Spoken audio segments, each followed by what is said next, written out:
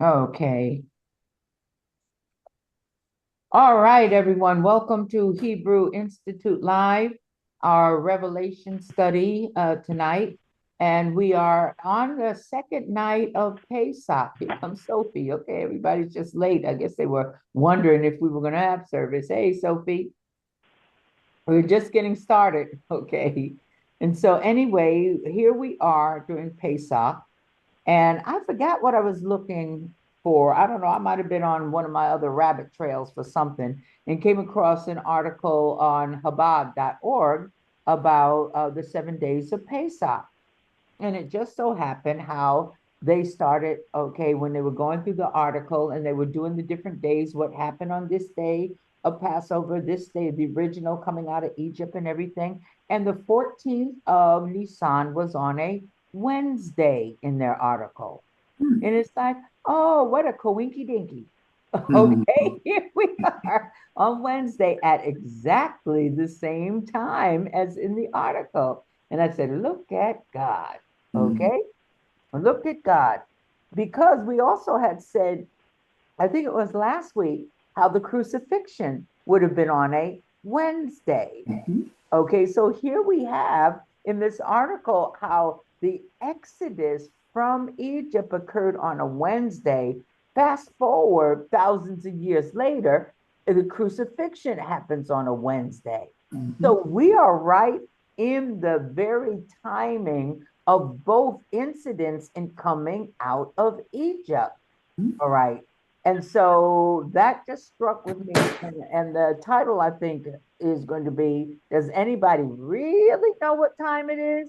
Okay, do we really know Okay. what time it is? Okay, so anyway, let me give you the breakdown here for the 7 days of Pesach. So Wednesday, the 14th of Nisan, we know that that's when the Passover lambs were slain. Thursday, the 15th of Nisan, is when Israel departed from Ramses and they arrived at Sukkot. We probably should go to Exodus. Okay, let's turn to Exodus so that we can kind of trace it. I should have done that before. Might have been a little bit easier. Exodus. Poor Tanakh is really just torn apart.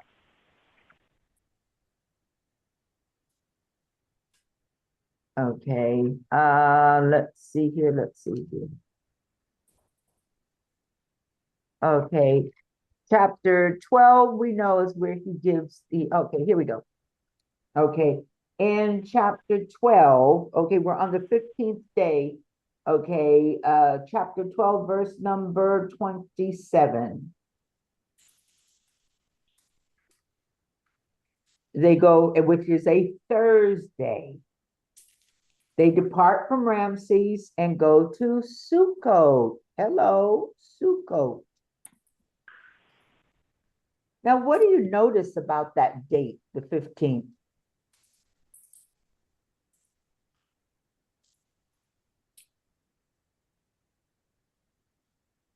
Anyone tell me by the 15th might be kind of Full in the moon. back? Say again? Full moon, and it's also consistent with tabernacles. Yes, very good. Very, very good. Okay, so here we kind of have a parallel, almost 6 months apart. Okay, with the departing from Egypt and then also tabernacles, which once again represents our promised land. Okay, here.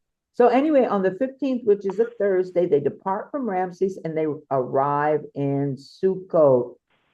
Okay, they arrive in Sukkot. So the first place, the first place that they are taken to when they escape from Pharaoh is Sukkot.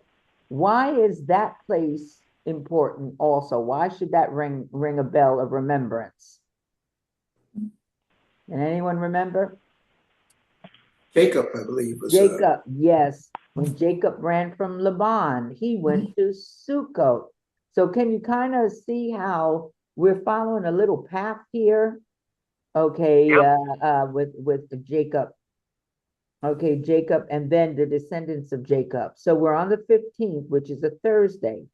Friday is the 16th when they travel from Sukkot and they encamp on the edge of the wilderness.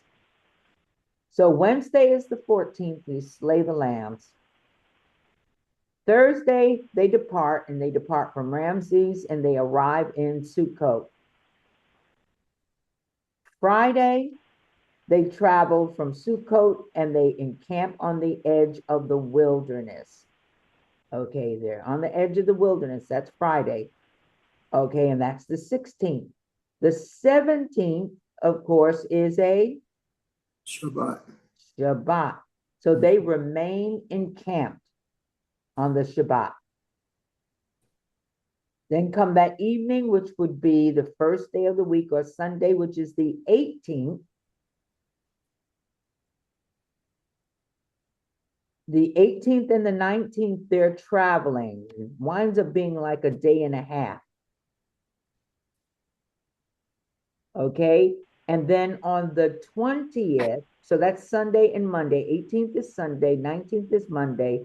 On the 20th, which would be Tuesday, Pharaoh decides he's going to assemble his chariots and sets out in pursuit, okay, of Israel.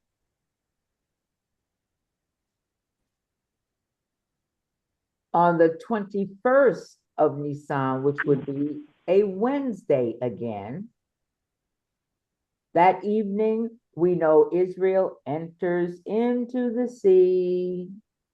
Pharaoh pursues. And the next day on the 22nd, they wake up with Pharaoh's bodies. Pharaoh cast into the sea and they sing the song of the sea. Now, according to rabbinic tradition, they say that Moses, as a baby, was cast into the sea on Nisan, or the Nile, it would have been Nile, okay, on Nisan 21. He is a baby. So that date was significant, okay, with that. However, a year before the Exodus, Moses is when Moses left Midian, and that would have been on the 21st. The burning bush incident occurred on Nisan 15. I'm going to go to the This Week in Bible History that, hold on, let me share.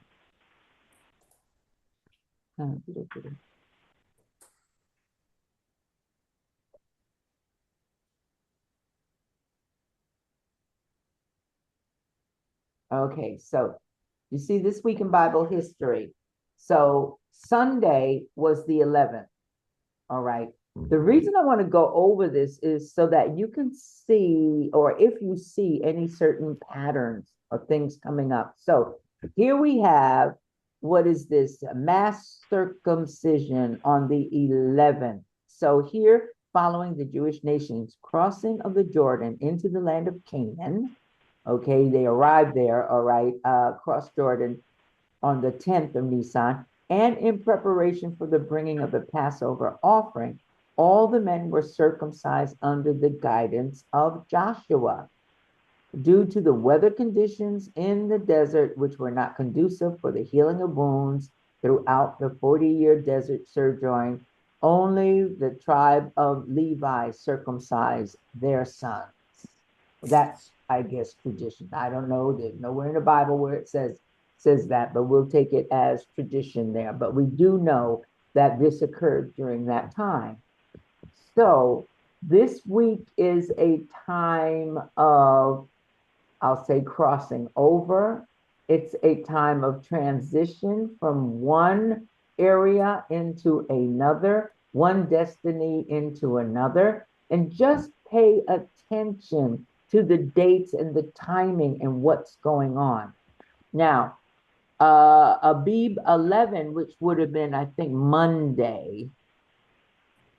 On this day, King Hezekiah, the greatest of all Judean kings, fell seriously ill and was informed by the prophet Isaiah that he would die. For God was displeased with the fact that Hezekiah had never married. Now, hold on. Put this down here because I want to see all you. Okay, so I always wondered what is going on with this. So while you do not see these exact details in the Bible, let's see how we could get to the same conclusion just by reading this. Now, Hezekiah had refused to get married because he had prophetically foreseen that his children would lead the Jewish people to sin. He erred, for it is man's job to heed the commandment of procreating, and the rest is in the hands of God. Who is the one, if Hezekiah had seen prophetically, who would he have seen that would lead the children of Israel to sin?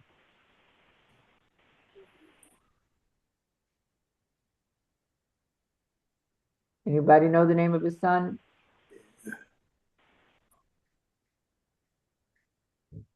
Manasseh. Yeah.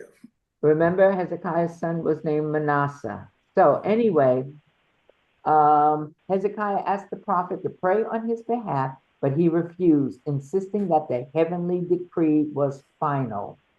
The king asked the prophet to leave, saying he had a tradition from his ancestors that one should never despair, even if a sharp sword is drawn across one's throat. The king prayed to God, and his prayer was accepted. God sent Isaiah to tell him that he would recover and that his life would be extended for 15 years. Hezekiah recovered 3 days later on the first day of Passover. So do you think that that date is kind of significant for what is going on in the Bible? We're always talking about God's timing is cyclical. And I want you to think about this because if you remember, I think Sophie, you were on prayer Monday. Okay, our scripture from Jeremiah 7 was God told the prophet not to pray. Do not pray for this people. So in seeing this on this day, it's like, okay, you know, people do not understand that there are times when a person cannot pray as an intercessor. And when you don't have an intercessor with God, that means you're facing him yourself. So I always pray for, Lord, put me on somebody's mind. Okay. So I'm very happy that, I hear people praying for certain things because I know if I can't pray for it, he's given someone else the assignment because God is merciful. Okay. But what we learn from this is the fact that God's decision was not final. And when Hezekiah turned his face and repented, God heard him. Okay. And then sent the prophet later to give a poultice of figs against the boil. Now, figs have the property, fresh figs, when you cut them and put them in the boil, they actually draw out any poison or anything that is there. So they are very well known for their healing properties. And then lo and behold, what winds up happening? Next thing we know, Hezekiah has a son named Manasseh. Okay, so I always think about how maybe that whatever he had going on with him was some sort of cancer, maybe prostate cancer or something of that sort, something in his reproductive organs, because he had no children before then. And after that healing, he has a son. All right, and it is known that figs are very good for male health. So just keep that in mind. It says on here, the king later married prophet Isaiah's daughter. I don't know about that, but maybe he did. Okay, so what else is going on this week at the same time? Ezra departs Babylon. Okay, year following the building of the second temple in Jerusalem, see Jewish history for the 3rd of Adar. Ezra gathered many of the Jews who had remained in Babylon and began a journey to the land of Israel. Though he certainly wanted to go earlier, his teacher Baruch ben Neriah was too frail to travel, and Ezra refused to leave him until his passing. Ezra was the head of the Sanhedrin, who all traveled together with him. On the 12th of Nisan, Ezra departed from the river Ahava, the beginning of the long journey to the land of Israel, which would last for nearly 5 months. Okay, last for nearly 5 months with that. So once again, we see a departing from one place going into the promised land. Okay, again, coming out of Babylon, okay, the wilderness or exile, and then going into the promised land. Same during the same time, we're getting ready for coming out of Egypt and going into the promised land. All right, we now have Abraham's brick on the, according to the account in the Midrash, okay, on the 13th of Nisan, God appeared to Abram, changed his name to Abraham, father to the multitude of nations, commanded him to circumcise himself and all of his household, all members of his household, and all future descendants at the age of 8 days, so that my covenant shall be in your flesh as an eternal covenant. Now, Abraham had to circumcise all of his household. Remember, by that time, he only had one son. So that means all who were in the household of Abraham were also benefactors of the covenant. Let that sink in for a minute. Because when we say we are heirs of Abraham through faith in Yeshua, see, nobody really points that God gave covenantal blessings to Gentiles long before there was an actual Israel at Mount Sinai to give those benefits to. So heirs of Abraham. And remember, Israel is what? An heir of Abraham. Okay, Abraham. Okay, so anyway, we go on to say Abraham was 99 years old at the time, and his son Ishmael 13. Isaac was born a year later, was the first Jew to be circumcised at 8 days. So Isaac was a Jew, right? Is that what it says? Mhm. How many Yes. sons did Isaac have? One Isaac? How many sons did Isaac have? of the twins. So if this is curious to me, if the father is a Jew, Mm-hmm. how do the sons not be Jews? Mm. Or only one of the sons be Jews if the father is a Jew? Just put that in your mind. You don't have to answer. Okay, with that. So this is why you can sometimes poke holes, okay, in genealogy, okay, and all of that. All right. Just like when you have Noah, Noah has 3 sons. All sons have the same mother. But we see the difference down time between Japheth, Shem, and Ham. But they all technically have the same father. Mm-hmm. So this is where, you know, when people have racism and things like that, it does not make sense when you understand, okay, certain things. I don't know why my leg is trying to cramp up here. Okay, but now on the 13th, hold on. On the 13th, okay, also of Nisan, we have Haman's decree finalized. All right, and this is important. 13th of Aviv is right before the Passover. All right, and remember, God's feasts are his appointments where he deals with his people in a certain way. It's important to understand his feast days that way. So we have Haman's decree. Haman is an Amalekite. He's a descendant of Amalek. So during this time, okay, we have Amalek making war against the people of God. All right, because we need to understand that after we get out of Egypt, after we cross the Red Sea, the first ones that we meet is Amalek. All right, so during this time, if we are consistent, this is a time of transition. This is a time of rededication or entering into covenant. But this is also a time when the enemy is also going to raise his head because of that covenant. And what does he want to do? Oh my goodness. Here we have Haman. And where is Haman located? Where are they located?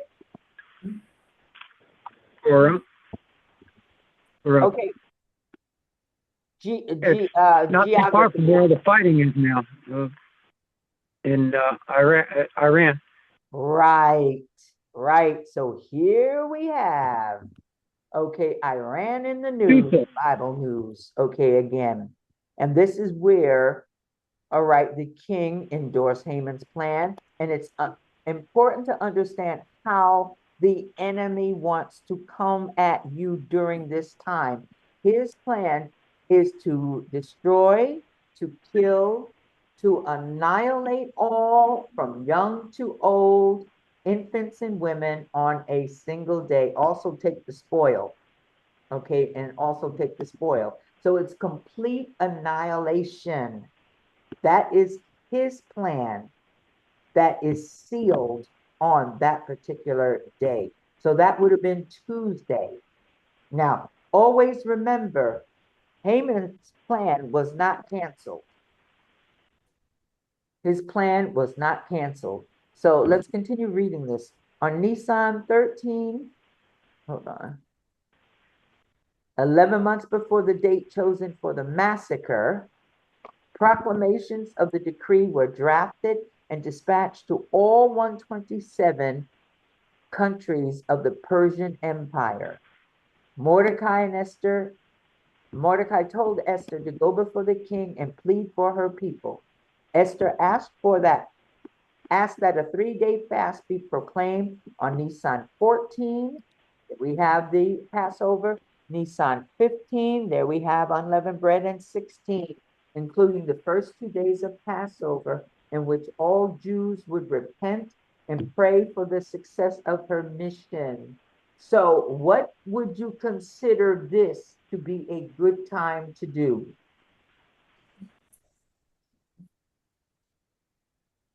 If you have certain needs, okay, this is a good time to go before God because he will hear based upon Esther's prayer, okay, on how to come up with a battle plan, especially if you are in some kind of battle, whether you're in a battle on your job or anything like that. This is the perfect time for that. All right.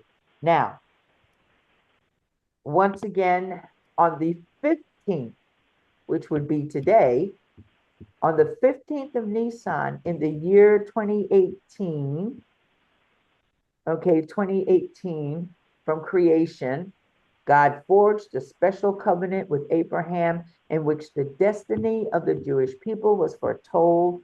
The Holy Land was bequeathed to them as their eternal heritage. But first they would have to experience galut, and that's exile and persecution. And he said to Abram, know surely that your descendants shall be strangers in a land that is not theirs, and they will be enslaved to them. and they will afflict them 400 years. And afterwards they shall come out with great wealth. And when the sun went down and it was dark, behold, a smoking furnace and a burning torch, which was passed between those pieces. On that day, God made a covenant with Abram, saying, to your seed I have given this land, from the river of Egypt to the great river, the river Euphrates. It's important to keep these dimensions because there was a news article that one of the reasons that Israel went on this war is so that they could capture the land that was promised to them in this particular covenant. I'll see if I can, I think I might have clicked off that, but I'll find the article for Shabbat.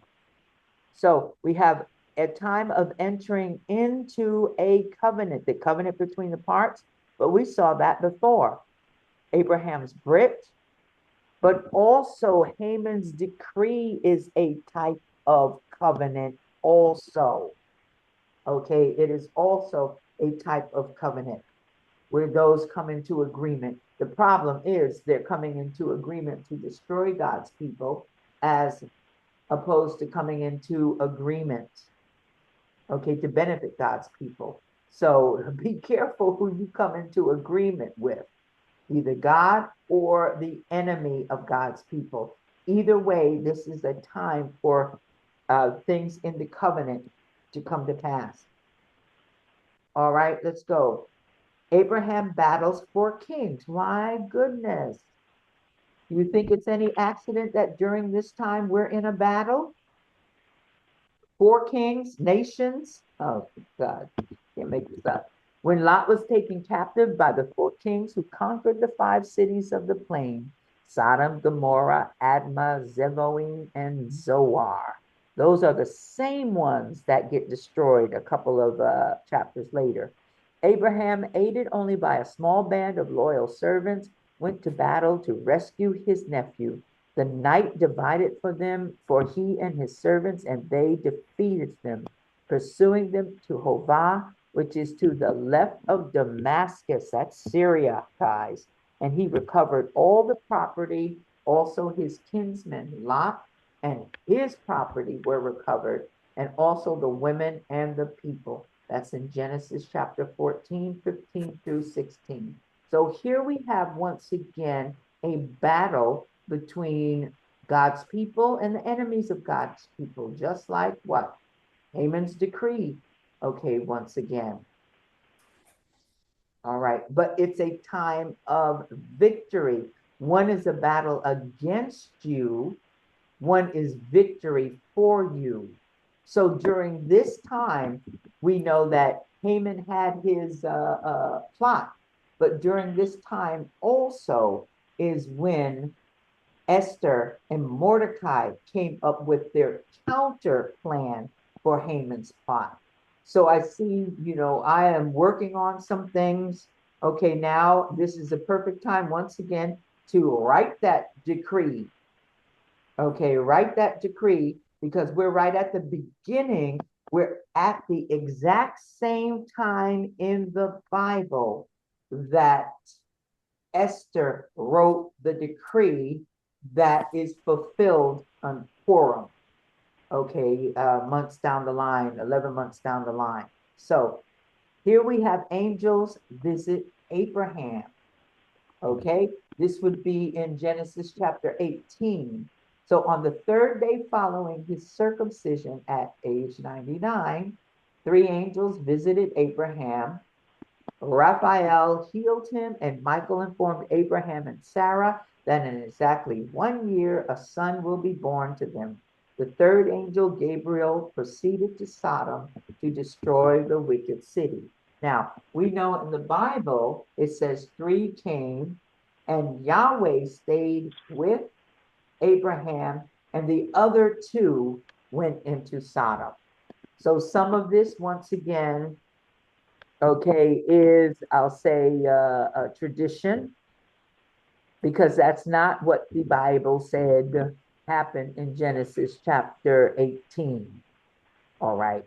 And sometimes what I'm finding out is these things kind of get changed rabbinically because of their inference to Yeshua. People use these things to say, look, this is showing Yeshua incarnate before the New Testament, Yeshua as God, Yeshua as Yahweh.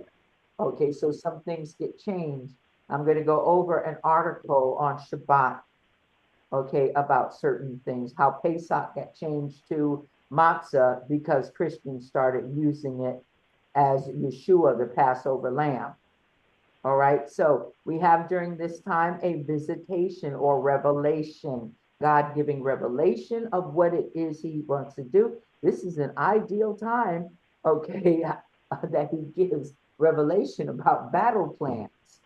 All right, so I'm sitting and I'm doing a whole lot right now. Okay, this is the time Isaac is born, Abib 15. A lot happening on that day. Isaac is born. Okay, God remembered Sarah as he had said. So this time is a time of promises made and promises fulfilled.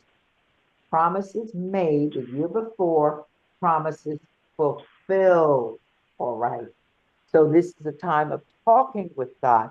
Promises made this year during this time, fulfilled next year during this time.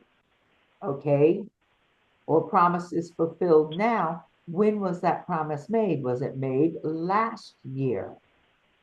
See, what I find is that when you don't know what time it is, the enemy knows what time it is. And very often, when God opens the door for us, the reason we don't walk through is we get distracted.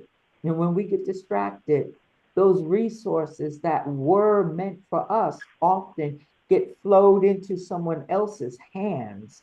And then we have to work twice as hard to get half as much as we would have if we had been on time. So I'm always conscious of time. That's why I teach so much. What is going on here? Every week you need to be reading this because there are common themes that affect your life because God's timing is cyclical. It's not linear, it's cyclical. These things happen again and again. And you should be seeing common themes with this happening hundreds of years apart from each other, but it's the same thing happening on the same day. Okay, different set of people, but exactly the same thing. So we have Isaac born. Isaac is what? One of the promises made, promises kept. Okay, because of the covenant. Then we have Jacob wrestling with an angel on Abib 15. Many years. Okay, in between that, Jacob was left alone, and a man wrestled with him until the break of dawn. When he saw he could not prevail against him, he touched the socket of his hip, and the socket of Jacob's hip became dislocated as he wrestled with him. And he, the angel, said, let me go, for dawn is breaking. But he, Jacob, said, I will not let you go unless you have blessed me. So he said to him, what is your name? And he said, Jacob. And he said, your name shall be called no more Jacob, but Israel, for you have contended with Elohim and with men and have prevailed. And this was the eve of Nisan 15. So the blessing, once again, was a name change. Do you know why it is so important you pay attention to name changes in the Bible? It's basically because whenever there is a name change, there is a change in destiny also. A change in destiny. So the blessing of the name change, no longer heel grabber, but one who has power with God, one who can prevail again with God and against man. Okay. So we see that time also. The next morning, Jacob confronted Esau in the flesh. Esau, who had come with a band of armed men with the intention to kill his brother, ran to meet him and embraced him and fell on his neck and kissed him, and they wept. So this can be a time when The Bible says when God is pleased with you, he'll make even your enemies be at peace with you. When he's pleased with your actions. So this is a time when God can do a turnaround in someone's heart. Okay, a turnaround for someone, what you meant to do destroy me, God turns around and makes it into a blessing. All right. So Esau invited Jacob to join him in his mountain kingdom of Seir, but Jacob replied, please let my Lord go on ahead before his servant, and I will lead on slowly according to the pace of the cattle that goes before me and the children until I come to my Lord Seir. And that's a promise yet to be fulfilled, having Jacob and Esau unite once and for all again. So anyway, now, same day, okay, hundreds of years later, we have Moses at the burning bush. Once again, the 15th, this is Revelation. Revelation. This is a time to hear from God, to get specific instructions according to what his will for you is. So here at the burning bush, 15th of Nisan in the year 2447 from creation, exactly 1 year before the Exodus. So what do we learn? All of the plagues took place in a year. So that's like almost every 6 weeks. Boom, boom, boom, boom, boom.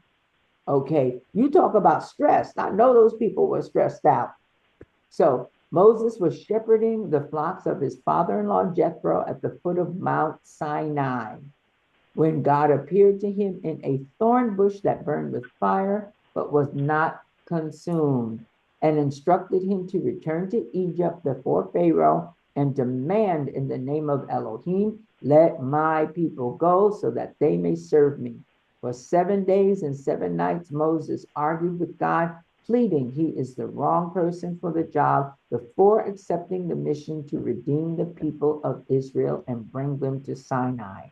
When we were doing the Bible study on this with Dr. Tortu's group, I always said one of the reasons that Moses was so afraid to go back into Egypt, okay, I kind of hinted because of something God said later on. It was almost as a by the way remark. Oh, by the way, all the men that you feared are dead. So part of Moses's apprehension could have been fear of retribution because he murdered someone. Okay.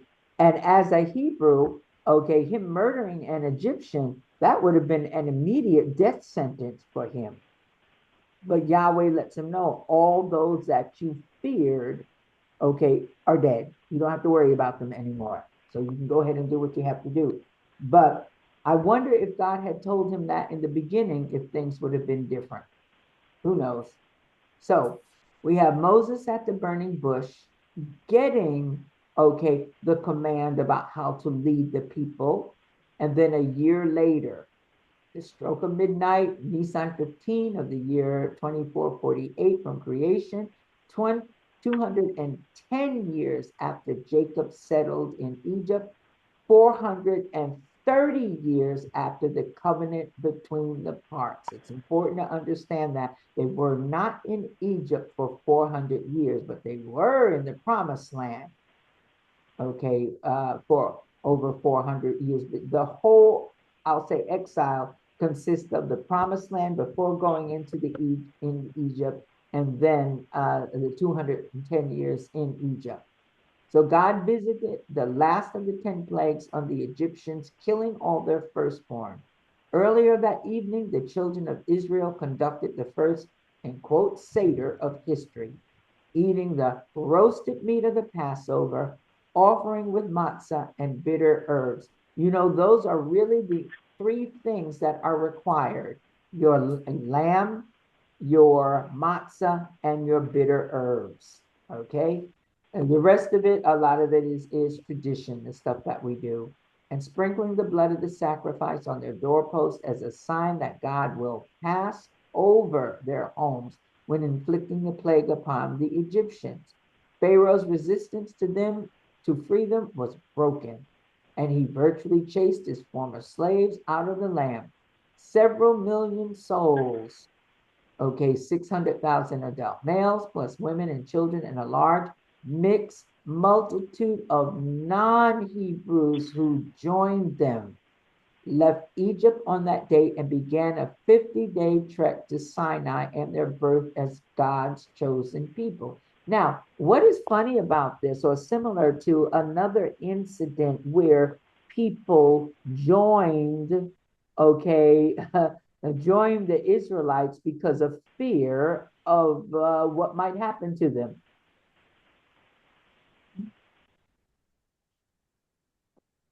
Can you think of that other holiday?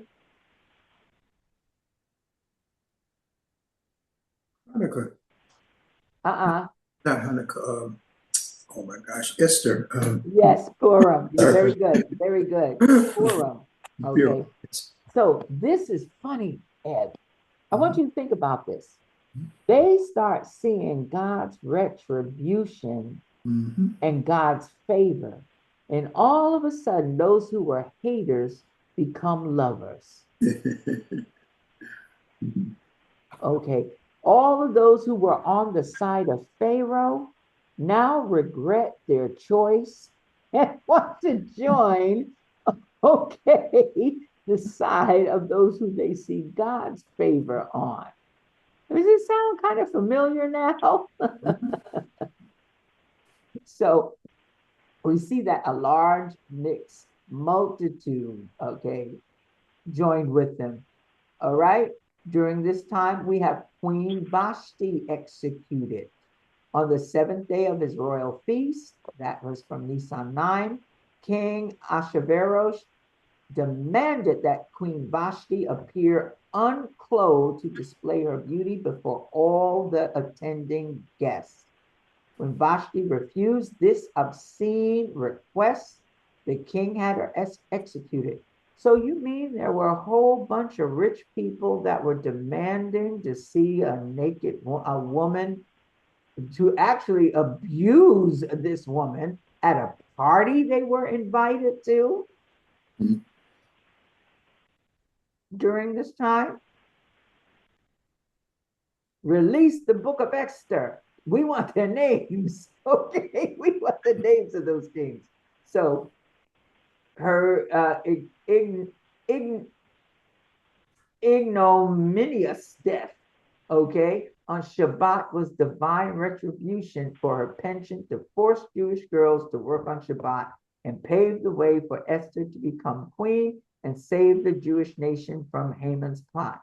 Now, we don't know part of this because the Bible isn't clear. However, her death did pave the way for Esther to become queen.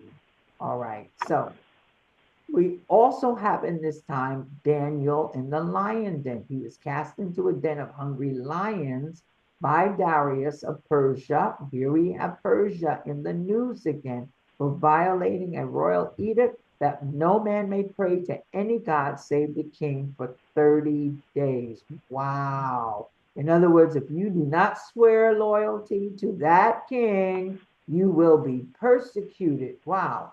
Miraculously, the lions did not touch him, and he emerged from the den unscathed. Now, the ones who commanded him thrown into the lion's den, measure for measure, they were the ones that were destroyed. So this is a time when someone would be persecuted for not worshiping a man as opposed to worshiping God. Okay, and these are things that we need to understand. We may go through, okay, there may be a time, okay, when we have to decide, all right, who we are going to swear loyalty to, because laws are trying to be changed right now. Be very careful and pay attention. Laws are trying to be changed right now, where in order to do certain things, you have to swear loyalty. And that's going to be a problem. Okay, that will wind up being a problem. So, Abib 16, next day, on the third day of the fast, Abib 16 would be Friday of this week. Esther appears before Ahasuerus, and on the third day, the fast proclaimed by Mordecai at her behest, Queen Esther appeared unsummoned before King Ahasuerus, a capital offense. The king, however, extended the royal scepter to her, signifying his consent that she approach him. When I'm looking at this date, this is why I say you pray for favor. I always pray for favor. Give me favor will take you places your talents and ability will not be able to even open the door for you. Favor will open doors that were previously shut to you because you were not qualified in their eyes to receive that. So you always pray for favor. All right. So Esther requested that Ahasuerus attend a private wine party with her and Haman. According to one opinion in the Talmud, her plan was to make Ahasuerus jealous of her apparent friendship with Haman so that he would kill them both, thus saving the Jewish people from Haman's decree. That is definitely a story in the Talmud because I can't even see how that plan would even work. Okay, that doesn't even make sense to me. But anyway, that's what they have. Abib 16, Levi, priesthood, Levi born, third son of Jacob and Leah, and third of the 12 tribes, was born in Haran on Nisan 15, born in Haran. Okay, 16th of Nisan in the year 2195 from creation. Okay, Levi was the ancestor of the Levites and priests who served in the tabernacle and then in the temple. All right, now, Nisan or Abib 17, that would be on Shabbat this year. At the second wine party she made for King Ahasuerus and Haman, Queen Esther revealed her identity to the king and began to plead for her people, pointing to Haman as the evil schemer plotting to destroy him. When Sharvona, a royal servant, mentioned the gallows which Haman had prepared for Mordecai, the king ordered that Haman be hanged on them, opening the door for the Jews' salvation from Haman's decree. So the one who was plotting to destroy you winds up being destroyed by the very weapon of warfare that he had against you. So during this time of covenant, during this time of prayer, during this time of going before God, I look at everything that is going on, and there's some things that apply and some things that don't apply. If we're looking at, boy, there are so many plans and plots and things going on that are not going to be good for this nation in the long run, okay? Okay, and so it's almost like, once again, we are fighting this same spirit of Amalek, okay, of Amalek. Now, understand something, okay, laws are being passed to say that if you are not a Christian, if you are not a Christian the way that we want you to be a Christian, okay, there's going to be a problem. You're going to have a problem. That means whether you are a Jew, whether you are a Christian, it doesn't matter. If you are not that type of Christian, there's going to be problems. We see these things going on right before our very eyes. So this time, okay, during this week, this is a time of covenant, both a renewal of a covenant and entering into covenants, okay, especially covenants with God, renewing your covenant, okay, with him. This is a time, you see, Haman was hanged, okay, during this time. We see the Exodus once again, all right. We see the 4 kings, okay, destroyed during this time. All right. So we see a lot of things going on. This is a time when you can have battle. When you can have victory over a particular battle that you may be in. Okay. All right. And with each of these, you see, like with Haman's decree, you get the battle plans. With the parts between the covenants, this is a time of a covenant that God makes with you, not based upon who you are, but because of who he is. This is an irrevocable covenant, and we are heirs to this through faith in Yeshua. This is a time when we can battle, where the battle was not Abraham. Abraham, okay, took 300 men and defeated 4 of the most powerful kings, okay, during that time. So this is a time when we may be going up against someone who is much stronger, but the battle is ultimately Yahweh's. He will give us the battle plans in order to pursue and to prevail. This is a time, once again, of revelation. Okay, here you have the angels visiting Abraham and giving them what? A change in name. Okay, this is the time, once again, Isaac. Isaac is the son of promise. Promise made, promise kept. So we know between the time here, this is a year. So promises made during this time may not come to effect until that next year.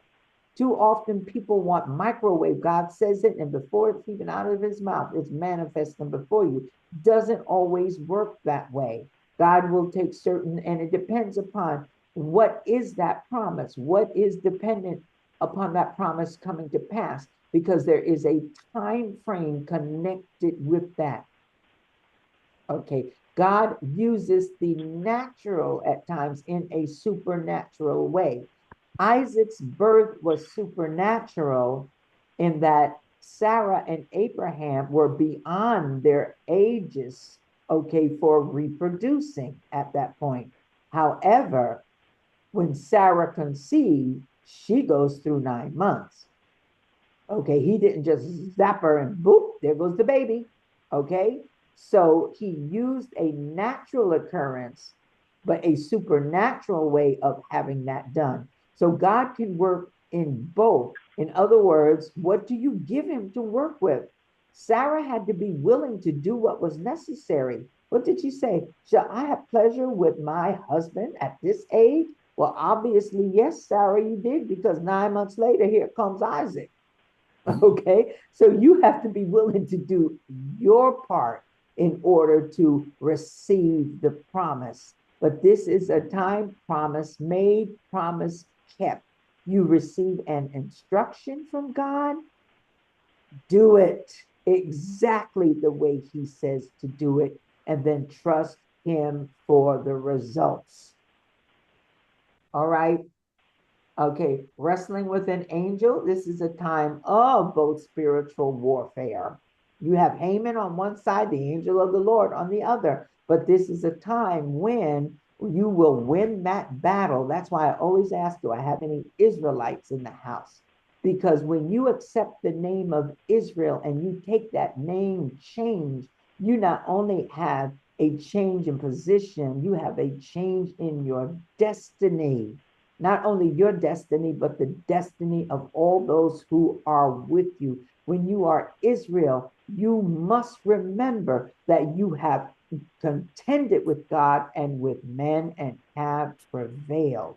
See, we get into this spiritual warfare and fighting devils and all this kind of stuff, all right, which I never understand, because when you are Israel, he says you've already won this battle just by showing up. All right, just by showing up, you are Israel. You contended and you prevail. That means if I get into a fight, I'm going to prevail with it. Because what are we doing? We're walking with God, walking in his covenants, walking in his promise. All right, walking in his promise. Now, I want you to think about this for a minute.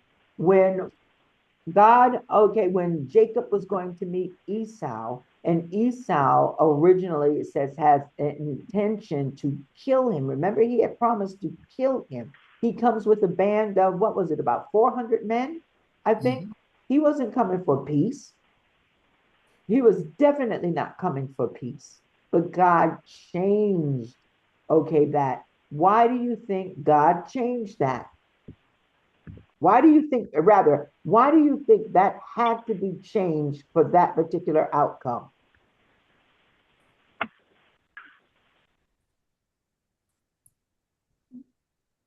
Any ideas?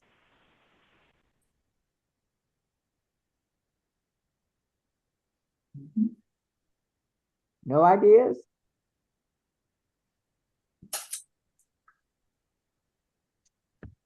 What was the promise that God had given to Abraham, and what was the promise that God had given to Jacob? I want you to think about that as we roll right back up here. Mhm. Okay? The covenant between the parts. God made a promise to Abraham. So why, once again, couldn't Esau have victory against Jacob? Because God had made a promise, and that promise was irrevocable. So God did what? He changed Esau's mind. Okay, because if Esau had destroyed Jacob, that would have destroyed the promise. We Yeah. see God watches over his word to perform it. That's why I ask people, what did God say to you? What did he say he was going to do about a certain situation? Okay, that's why the Torah is so important. Torah, prophets, Psalms, because it gives you the pattern for what God is going to do, what questions to ask, and how he is going to respond to that. And you can have faith in that. So we see during this time, where are we? Are we finished here? Levi born, Haman hanged.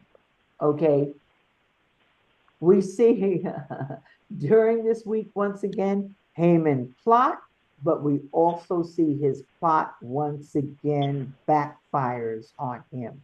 So what am I looking for? I'm actually looking for a plot to backfire on someone, and what they had wished upon others winds up happening to them. Okay.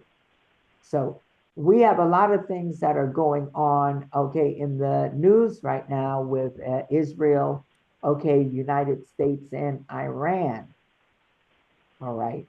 And so the part of the I'll say challenge is that when you have a people that really have nothing to lose but everything to gain, you have a problem.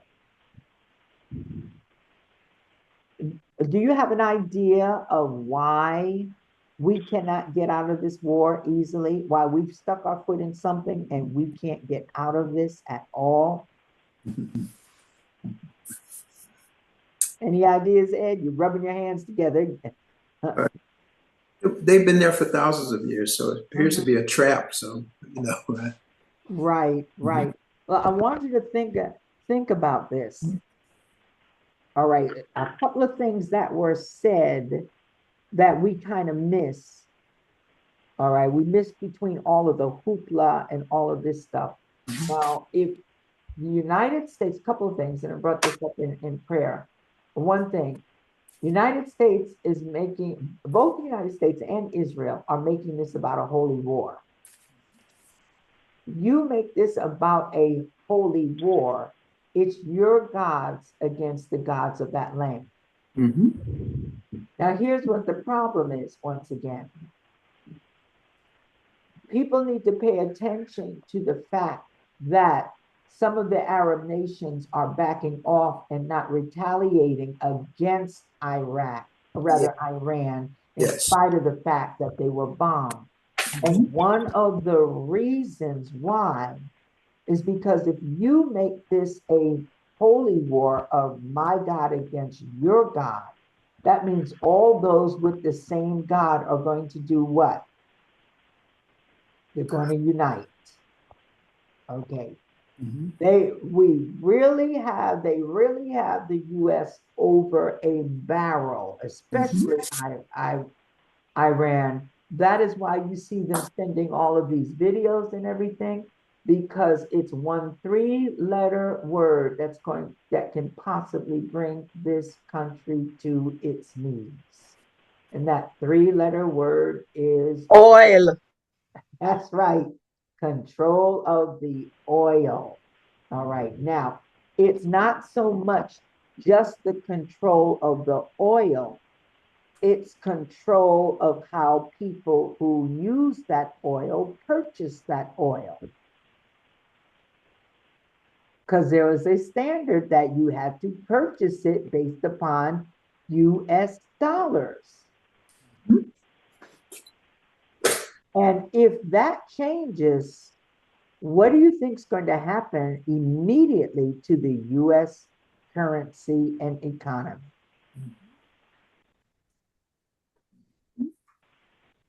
It's going to crash. Crash. Yep. Crash and burn. It will crash and burn. Okay. So they put Iran in a position, once again, you can do certain things, but all we have to do is one thing, and then you are completely done. So you see kind of US trying to back out, trying to figure out how to back out. But to back out, okay, is even almost just as bad as staying in. So we're put in a position, Trump has put us in a position where there is a no-win situation. Okay, with this, a no-win situation. So this is going to be very, very interesting these next couple of months. And like I said, looking at what's going on this week, the cycles of what's going on this week with covenant, plots to destroy you, okay, your enemy, okay, being destroyed, covenant. It's all about when you are in covenant, okay, and you are the one that suzerain vassal covenant, with Yahweh being the suzerain and us being the vassal, he is responsible to take care of us. This is the time of once and then the covenant between the pieces, which is so important to us because this is an irrevocable covenant, okay, that he gave to Abraham. So we know, and the covenant of circumcision also. This is why Yeshua said, I will never leave you. I will not forsake you at all. Okay, a lot of that has to do with the covenant that they were in. See, the way it's unfortunate that the way we have some things translated in our Bible, we get a 21st century understanding of something that was going on over 2,000 years ago, and it had a different meaning to those people then. So this is why we have to study these to see what is really going on, okay, with this and what time it is, so that we can pay attention to that. And like I said, we started out the 7 days of Pesach with this article from Chabad.org, all right, where in the article, Wednesday was the 14th. And since Wednesday, okay, we had our Seder, we could go right through Wednesday, Thursday, Friday, all of that, all the way up to Shabbat for that week of Passover. We say that Yeshua was also, okay, crucified on that 14th day as the Passover lamb. So he's following the exact same, we're following the exact same pattern as the original Exodus. Yeshua doing what? Deliverance, salvation, redemption. He's the Passover lamb. So that's why it's so important to understand what happened on the Passover. Originally, Passover was a shadow of what would happen in the reality of who Yeshua is. And always remember, if the shadow isn't effective, the thing that cast the shadow was not effective. So you really do not get a good understanding of what is going on with your salvation, the magnitude of your salvation, without understanding what happened with Israel and the entering into the covenants. That's why Yeshua said, Torah, prophets, Psalm. So, all right, enough about Pesach. I'm going to stop sharing right now. And I see, have other people, okay, here. We really didn't get any nuggets from you last night. Okay, Judge Wendy, anything on the Passover that you would like to mention? Yeah, the dinner, the Seder you had last night was really informative, really um, interesting, um, really helpful in understanding the Passover. And I was, running up and down, and I had just come home from work, getting dinner and stuff like that. So I missed some of it. But I got quite a bit of it, and very solemn, very serious, impactful. And then after that, I went to my son's home. He had Passover Seder as well, and he was doing a lamb chops on the open flame. I saw your picture. Yes. Yeah.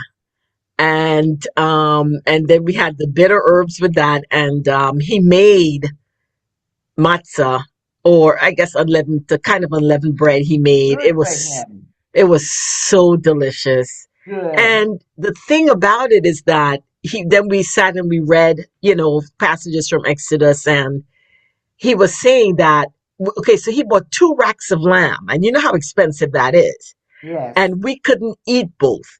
And we ate one. And the other one he put back on, he said it has to be burnt. He says you can't save it. You can't put it in the refrigerator. It can't leave the house. And he was reading the scripture where, God told them, take, and, you can't save it or anything. And so he put it back on the flame and let it burn. Everything, all the leftovers went back on the flame to burn. And that was really tough for me. I mean, it was very tough seeing all that, I don't want to say food go to waste, because that's what God had commanded them to do. But God commanded them to do that with what? with the lamb, that don't save anything for the next day. Okay. What was that lamb? I don't have the scripture handy. Okay. But No. What I'm saying is that he's talking about a sacrifice. He's talking about a specific sacrifice. Mhm. We do not have a Passover sacrifice. Okay. Today, there's no temple there. So there are certain things that you are not required to do, okay, because you're not sacrificing a lamb. Okay, you are not sacrificing a lamb. That lamb was not a sacrifice. Right. So that's what he was saying, that we are supposed to, because God gave instructions, pick the male and unblemished lamb and so forth. 7, I forget how old, but he was saying, there's no way we could tell, that this is what we were eating, because we couldn't, go all the way with it, like actually do it.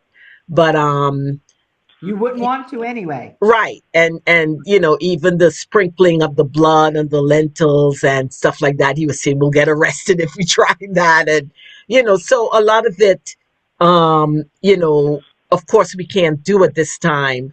But what really was impactful to me was I was asking, I have a girlfriend who is Jewish, and I was asking her, I said to her, I said, hey, she was talking about, her boyfriend is coming over, haha, and, who could resist 4 glasses of wine? And, she was like, making, it was kind, I don't know, I don't want to say she was making fun of it, but it was all lighthearted, right? She was saying, he can't resist 4 glasses of wine. And so I said to her, I said, hey, what about pasta? Uncooked pasta. I said, does that have leaven? And she was like, are you Jewish? Are you becoming Jewish? And this is through text.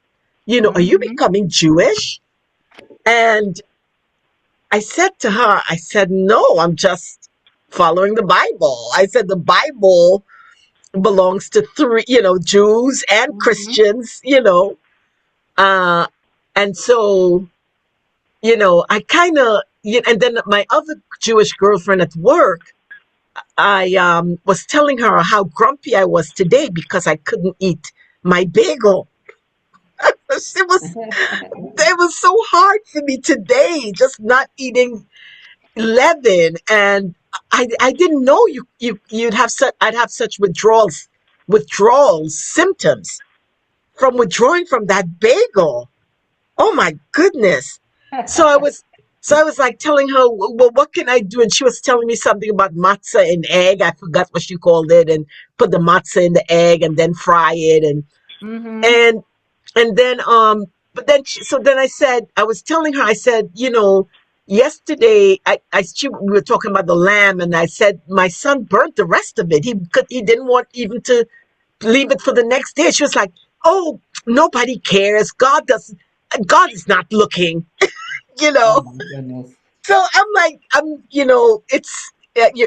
it's like so many different points of view, and people look at things so differently, and everyone sees it differently, that I have to find my way, through all of it, and find what's acceptable for me. Being Mm-hmm. this is the first time I celebrated Passover and the Feast of the Unleavened Bread. This is my first time. So I have to just spend more time with it, just trying to, find what I believe obedience is. It was Mm-hmm. very difficult for me to take all of the leaven out my house. I mean, that I had to throw away cake and bagel, and because my son was like, you can't come over here if you have leaven in your house. So I had to throw out all my bread, cake. Um, he told me, even, like, and I think this is going too far, but he told me even the baking soda in the refrigerator. He's like, you got to throw that out too. But I'm like, I'm not cooking it. Mm-hmm. So people see it differently and have different understandings, and I have to find my own way. Mm-hmm. But it was tough. It was tough. I just finished making my own. I went to the store and I saw the matzah, and it just looked so unappetizing that I came home, and my son sent me a video. This woman, she made it with flour and an egg and butter, no eggs, butter, flour and butter and salt, garlic powder. And she Mm-hmm. just, made the dough like little, flat little pita bread thing. And she fried, kind of put it on a hot pot, on a hot stove, in a flat bottom pot. And I just finished doing some of that because I was like, I gotta have some carbohydrates tomorrow morning. I don't want to be Mm-hmm. cranky and grumpy like I was today. So I just finished doing that. So my first experience, and it's, like I said, a lot of different interpretations and understandings, but I have to find my own way. Okay. The baking soda. Okay. While baking soda technically is considered kosher for Passover because it's not made out of the five grains that are considered, okay, forbidden on the Passover. Baking soda is simply, what's that, sodium bicarbonate? And you can find it, okay, if you have any doubts, look for a brand that says kosher for Passover. But baking soda is not considered one of the five grains. Okay, it is considered kosher for Passover.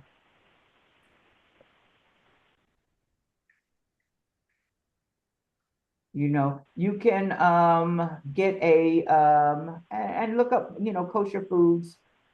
Basically, it's anything made with the five grains. So say, for example, if you have something, pasta made with chickpeas, And it has no leaven in it, and most pasta doesn't have leaven in it. Okay, chickpeas instead of wheat. It's the what? The wheat, the spelt, the barley, oats. I always forget the other one. That makes me crazy. Wait a minute. It's the grains that are forbidden. I thought it was Yes, baking yes. soda. There are five grains that you do not eat during this time. Hold on a minute. Let me get that. I always mess up that fifth one. It's oatmeal. I had oatmeal this morning. I hope oatmeal is.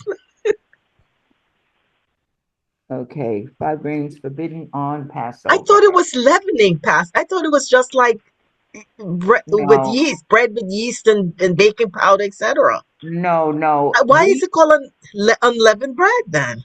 Okay, hold on. Wheat, barley, rye, oats, and spelt. Okay. And the matzah, once again, all right, only matzah made from that is permitted because the matzah isn't given the chance to rise. So these are the ones you can have. No, you can't. Oh, You're supposed to put them aside. Wheat, barley, rye, oats, and spelt. Most matzah is made from wheat, but it's just like, say you mix some flour and water and fry it right away. It doesn't have a chance to rise, leaven in the air to make it rise, yeast in the air. That's how you make sourdough. You just, leave it out in the open and it begins to, ferment yeast and all that kind of stuff. okay. I gotta go back to studying this and reading more because I'm more confused now. But not your fault. I'll spend some Yeah. time. I have to spend the time. Just look up what's kosher for Passover. That's And all. I was like, when I got the matzah in the supermarket, it said not for Passover. I'm like, I thought this was the reason I'm buying this. Yeah, no, let me tell you, I have one rabbi that said, look, the kosher for Passover is simply a game that they can use to raise the price of certain things during the same year, okay, during this particular time. But what they do, kosher for Passover, means they make sure that there's not really supposed to be the possibility of any yeast or anything that is one of the forbidden grains to be in something under rabbinic supervision. But some say, but usually I do get stuff kosher for Passover, okay, because I do have some purists,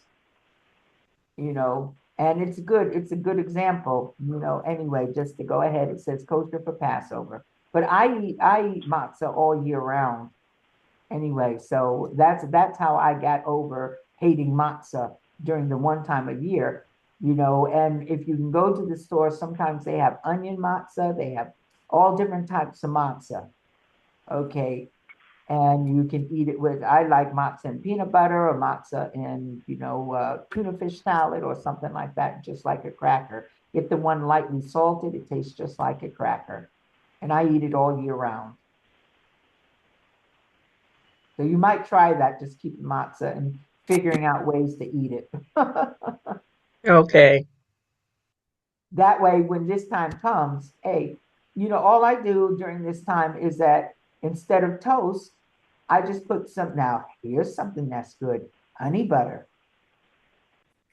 Honey butter on your matzahs will pump it up a bit. And then the haroset that I had here also, that also tastes very good on the matzahs. So there are ways that you'll eventually develop a taste for them. So yeah, so just look that up, okay? And once again, we do not sacrifice, we do not put the blood on the doorpost was for a specific purpose. if you were in Jerusalem and there was a temple today, you would not be putting any blood on the doorpost. That was for a specific purpose at that time. And the purpose of that was, once again, death of the firstborn. You were in Egypt. Okay, the article that I read, okay, last night, how the lamb was one of the gods of Egypt. And the fact that you were so bold, okay, to take that lamb publicly, okay, and slay it and put the blood over the doorpost to the Egyptians. Wow, that was a bold move. That's one reason why they thrust them out too. After the Passover, there was no staying. After they did what they did, there was no staying in Egypt.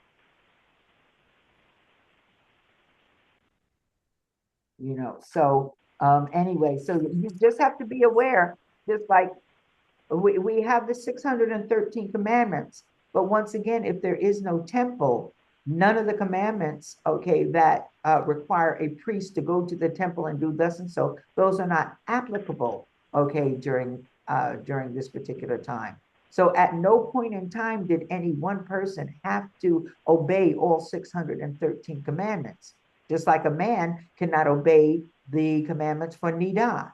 So the commandments apply in context. You have to take them in context, who they apply to and how they apply and what was the purpose, okay, of that. Just like this is why it's also important to study the book of Leviticus and the sacrifices.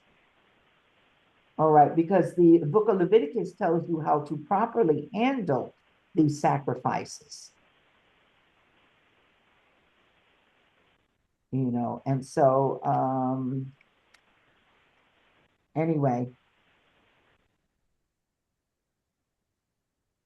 I'm trying to see, yeah.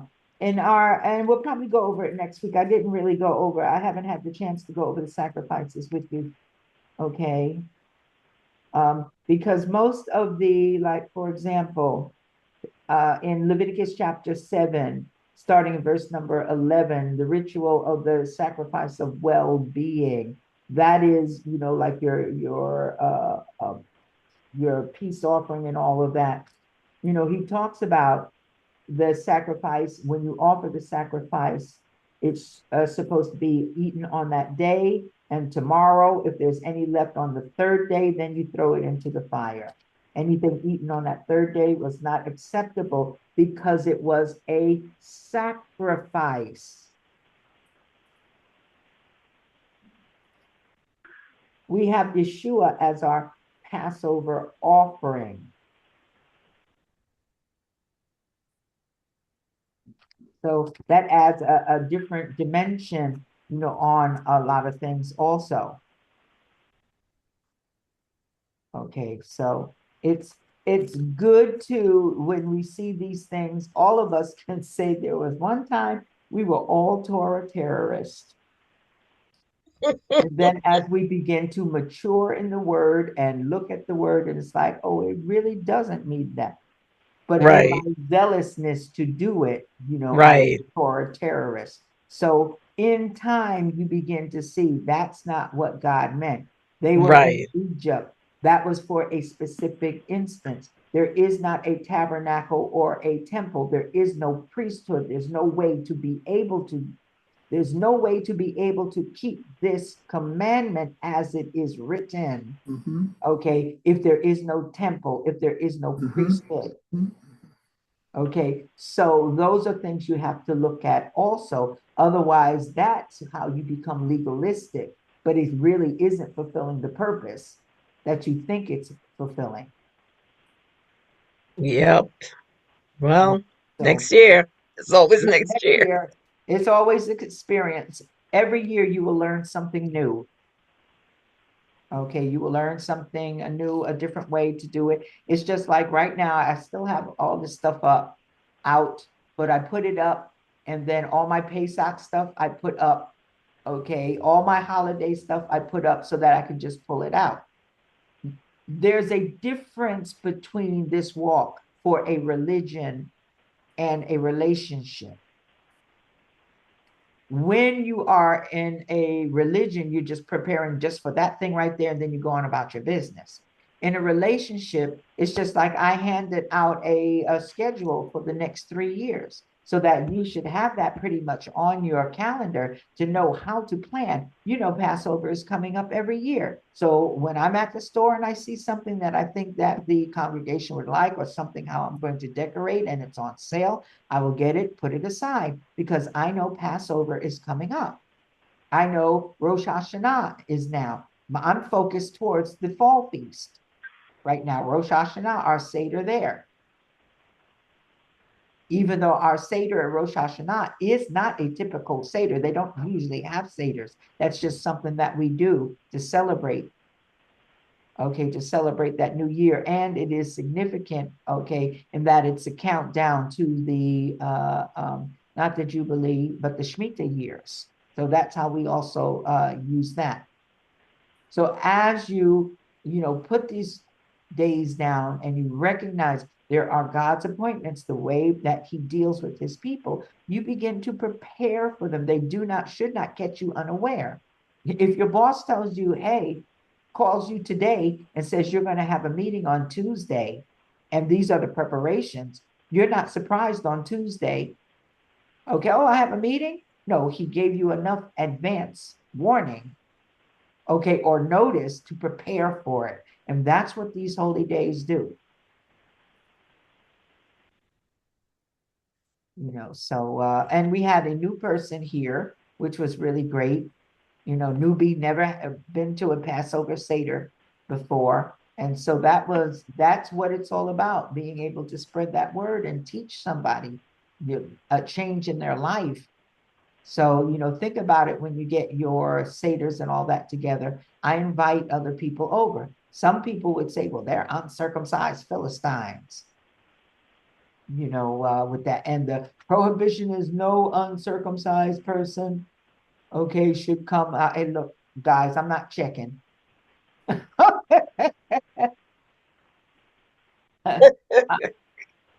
Trust me. You don't have to worry about walking in the door and me saying, let me check and see if you circumcised. You don't have to worry about that. Not at all. Okay. I have to trust that on you guys. So anyway, it's good that you did you get your honey? Yes, I did. I got the honey and the socks and the Oh, that's flour right. and the You did send I that. got I got it today. Thank you so much. And Okay, I ate that some of the honey. you ate some of the honey? Yes. Good, good, good. Yeah, I couldn't get your Hanukkah stuff to you because I didn't have your address when I went to the post office. So you got last year's Hanukkah stuff plus this year. Okay, Okay. you Thank got a big you. portion. Thank you And so that honey, much. the honey is from Sierra Leone. So there are two honeys though. There's one in Yes, a cup. Are they both from Sierra Leone? yes, Sierra, Sierra yeah. So they're both from Sierra Leone, different seasons. Okay, but both Oh, from Sierra Leone. All right, thank you. Sophie.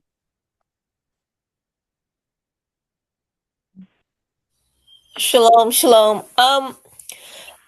The calendar is my nugget. I'm still trying to work through the actual days, and it's, when I'm studying the way that Passover was celebrated in biblical times, they had a temple, they had the Passover, they had a process. What we do now is in the home, and it is because there is no temple, and the Seder is to kind of take the place of that. And there are a lot of Jews that don't even eat lamb on Passover. So Mm-hmm. it's not about a Jewish replication of the Passover sacrifice, more Right. so a remembrance in accordance with what it says to do in the scriptures, and retelling of the story, Mm-hmm. and something that unifies them in their tradition. So I know a lot of the Passover things that we do, and I was glad to see that you didn't have an egg on the Passover plate. I was really appreciative of that because that was something that Reform Judaism put on there. And Yes, that's not even that's really a relatively new aspect of the Passover. yes. And a lot of people just put it on there because they seen it on the plate. So I guess we got to put it on there. No, Yeshua wouldn't have no egg on his plate. So at the end of the day, I'm still researching because even the Gospels aren't unified in when Yeshua was sacrificed, when he was crucified, excuse me. Because of how could you have the Passover meal and then be crucified on the same day? That doesn't sit well with me in terms of a timeline, which is why I didn't understand how they get him crucified on Good Friday when there's not enough days, because he says, you destroy this temple and in 3 days I will resurrect it. So one way or the other, there has to be a 3-day and a 3-night process because of what happened with Jonah and what Yeshua said about his death, burial, and resurrection. So looking at the days, if you do it like a straight 14th through the 17th and him rising up on Shabbat, that would be the 3rd day. And the day starts in the evening. So I know Yochanan, John, has a different timeline than I think Matthew and Luke. But as I said, those were temple times. There was a sacrificial system in place. They had their timelines. And I just still have to try to get some understanding. And I found the article, by the way, that you were referring to in Chabad. And I appreciate that you went through and you put all the calendar dates for the 16th of Nisan and the 15th of Nisan, because it's significant time. And then the understanding of this is a transition time, and this is a time to understand that. So I'm not saying that I disagree with anything. I'm not saying that I agree with everything. I'm saying you ask 2 rabbis 1 question, you're going to get 3 opinions. So I'm on 3 opinions. Okay, let's look at something. All right, day begins at evening, right? Correct. Okay, so let's say day begins at 6 p.m. It ends 6 p.m. the following day, right? Right. So 6 p.m., Yeshua is at a meal. Say around 9 p.m., 10 p.m., he goes out into the garden. He gets taken to Caiaphas's house after midnight. He gets taken to Pilate sometime between midnight and 6 a.m. or whatever it is. If he gets crucified or he dies at 3 p.m., it's still the same day. It's still the 14th. That's what I'm saying. So how could he be the meal? How could he be having a Passover meal on the same day that the Passover is sacrificed? Always remember that now they celebrate the Passover meal more on the 15th of Nisan, not the 14th. That's when I'm going to go over Shabbat. Passover and unleavened bread used to be 2 separate holidays. And then through history and with people saying that Yeshua is the Passover lamb, all of a sudden we're combining holidays so that things kind of get lost. And that's another thing. That's what I was talking about with the temple and the way that they did things when the temple was in play.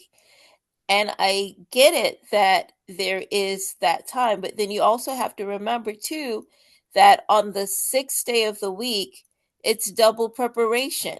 So if you have Passover being the Friday or the Thursday, how do you get him having to be taken down before the Shabbat occurs? Okay, Friday to Sunday is wrong. Oh, I Mhm. know that. I Okay, get no, that. but I what I'm completely get saying that. is that once you identify that he rises up on the Shabbat Right. The 14th or and the you back 17th. that up to 3 p.m. Wednesday, that 3 p.m. Wednesday would be when he dies. They take him off the cross, he's So, buried. Okay, at okay, that point in time. right. If we get 3 p.m. Wednesday, right? Mhm. And he has to get off before the Shabbat, Right? right? And that Shabbat would be what? Unleavened bread? Yes, unleavened bread So then we have the 14th is and one then night. Well, he's taken down before the 15th start, which is the feast of unleavened bread. But the 14th is not a Shabbat. no, the 14th isn't a Shabbat. The 15th is. So then we start the feast of unleavened bread on the 15th at sundown. So Mhm. what is the meal that Yeshua had with his disciples? How could it be the Passover meal Okay, if it was the feast of unleavened bread that starts on the 15th? okay. So it's two different types of Remember, meals. there is a meal before the Passover that is the dedication of the firstborn. So why do we call it? Okay, so I'm thinking like you're going to go over this on Shabbat, so I'm going to let that be Well, I to kind of went over it last night too. Remember how I said, okay, how could it be a Passover Seder? I was looking at this always as a Passover Seder, and I had that question until one day I was looking up something, I forgot what, and found that, wait a minute, the night before the Passover Seder, there's another meal called the meal of the firstborn. Okay.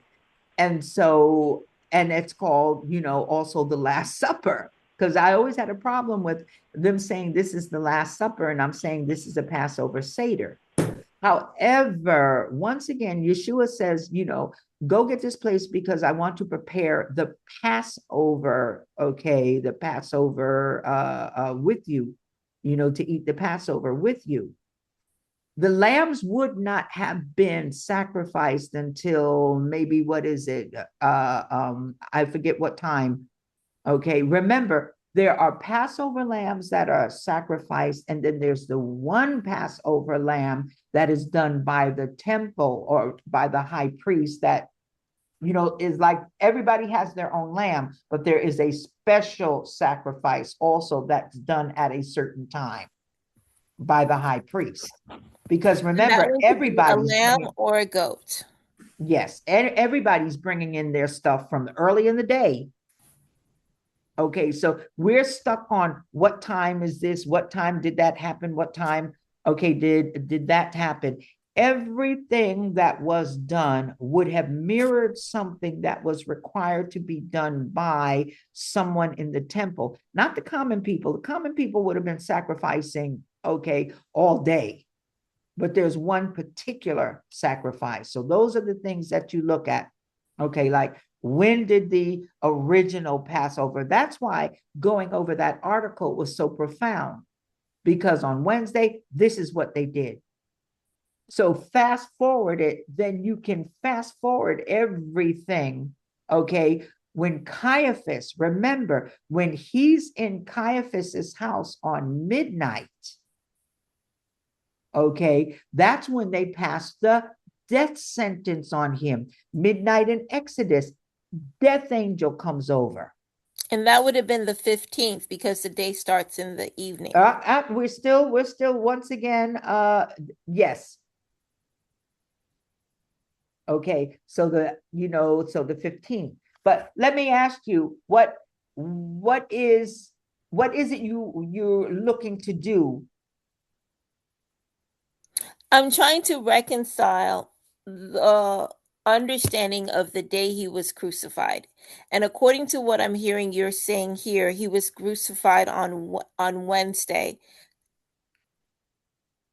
Wednesday afternoon, 3 o'clock. And I'm Oh, saying well, he would have died then. He would have died then. I think that's when he would have died. Wednesday at 3 o'clock. Okay. And that would have been the 14th or the 15th of Nisan. Well, if he's going to be the Passover has to be slain when? On the 15th. Right. And the 15th, no, on the Oh, 14th. 14, correct. The day before. 14th is the Passover. Yes. 15th is unleavened bread. But only one of those days is the Shabbat. And that's the 15th. The 15th is a high Sabbath. It's not a Shabbat. It's a high Sabbath. The Shabbat, and see, that's where It's people. Saturday. Yes, the Shabbat is Saturday. It is a high day. Okay, people refer to it as a Shabbat, but that really isn't what it should be called.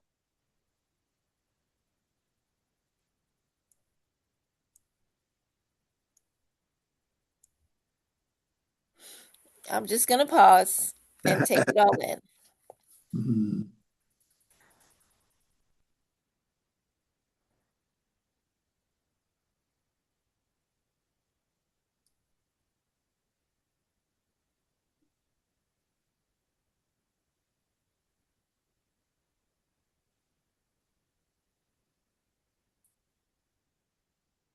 Okay, so we have him dying on Wednesday, right?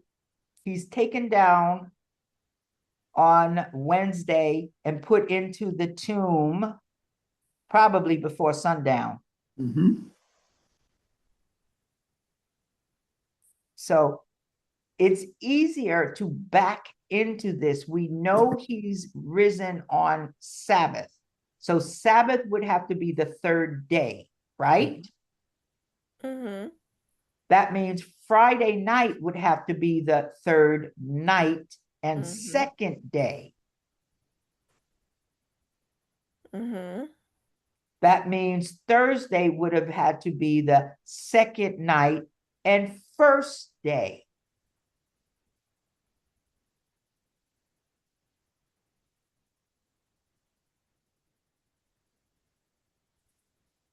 And then he dies. Okay, remember, he dies around 3 p.m.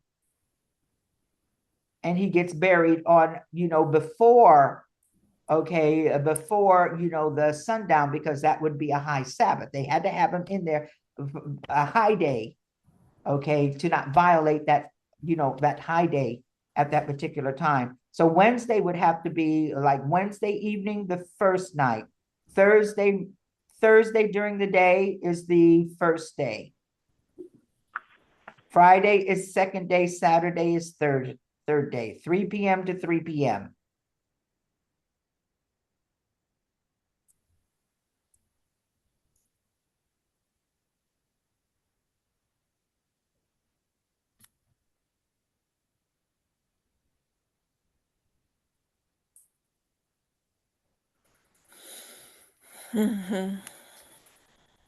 So the question once again, what is the specific thing you are looking to reconcile and why?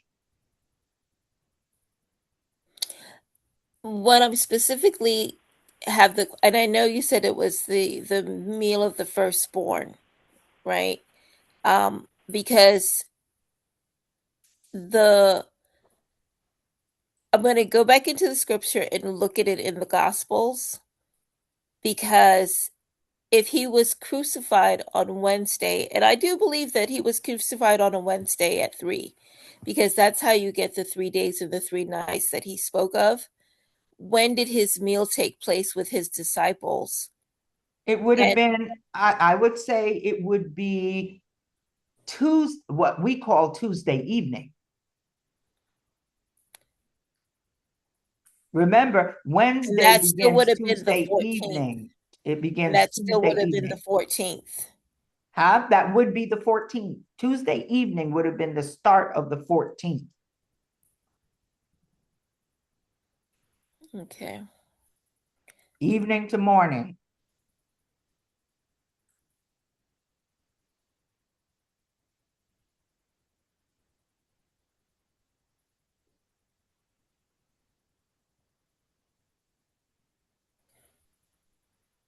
So it couldn't have been a Passover meal then, because that would have been a 13th.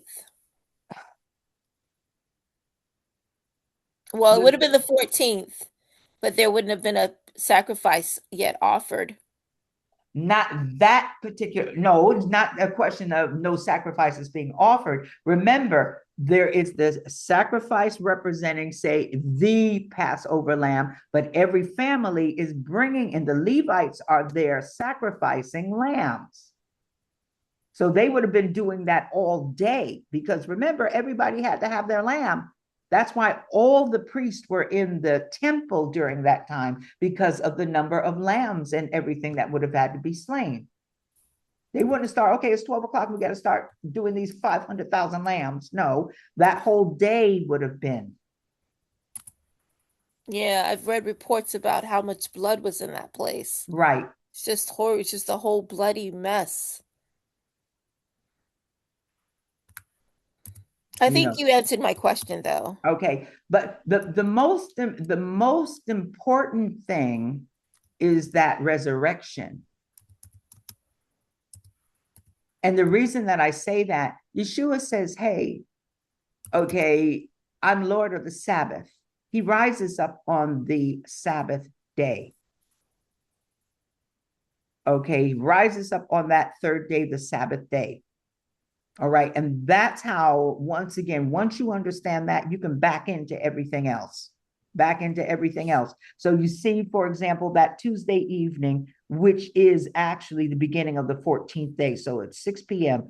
Midnight, he's probably at Caiaphas. They're doing the kangaroo court, okay, there, all right, and declaring him guilty. Then he gets to Pilate's place maybe around 3 or so a.m. in the morning, okay, and they go through another kangaroo court. He takes them a little bit later, which would be early in the morning, to get him scourged. Then they take him to crucify him.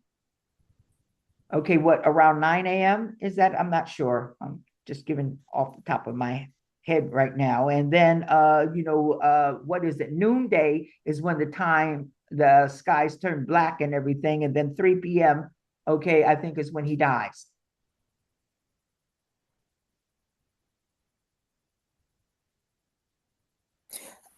It's a challenge for me because I know how they do things now. But how they do things now is not how they did things then. No, it isn't. So once you know that, once you understand that, Sophie, you can get with that. It doesn't matter. Right now, they call the 15th the Passover, but the 15th is not the Passover. The Passover begins on the 14th. So once I understand how you're looking at it now versus how you looked at it then, okay, I can understand the process. Just because this is the way you do it there now doesn't mean that was the way that they did it then. Passover and unleavened bread used to be two separate holidays. The reason it was primarily changed, rabbinically changed, so that the 15th now became called the Passover was because of a lot of the references of how Christians were using it to describe Yeshua as the Passover. So it doesn't negate what happened just because they wanted a change in tradition. And there's no way that you could be eating the Passover on the 14th as your meal if you're eating it on at sundown on the between the days. Between okay, the days. even between the days. It would have to have been killed that 13th at around 3 o'clock. No, it would have been killed still on the 14th. Remember the 14th, if we're talking about Wednesday is the Wednesday day is the 14th. That began Tuesday night.